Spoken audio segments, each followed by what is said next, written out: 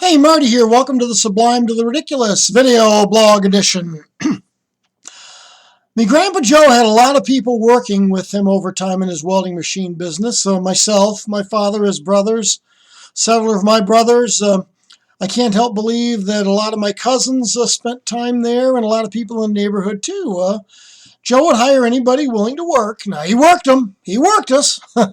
But Joe would hire anybody willing to work, or sometimes someone who just needed a job.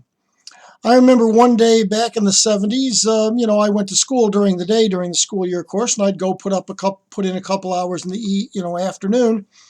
And I got home from school and I changed my clothes and I walked up to the shop, and we had welders all over the neighborhood in garages all over the place that my grandpa rented, because he had 250 welders. He didn't have enough room for him in the main work garage.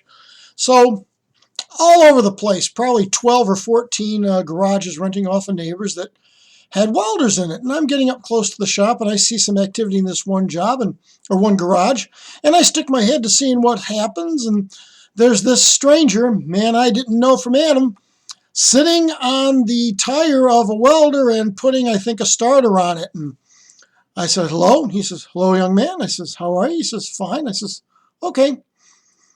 And I walked out and went across to the main garage where everybody else was at the time. And turns out the gentleman sitting on the tire working on the welder was a fellow named Miles Fitzpatrick. And the Fitzpatricks and the Cosgriffs apparently were a pretty tight-knit a group of Irishmen down in Jacksonville, Illinois, where they all were from. And turns out Mr. Fitzpatrick was a couple of weeks short of being able to collect Social Security. And he was lamenting one day to me, Grandpa Joe, what was he going to do? How do you find work for 2 weeks? And Joe, being Joe, said, come on up to Detroit. I'll work you for 2 weeks. And that's what Grandpa did.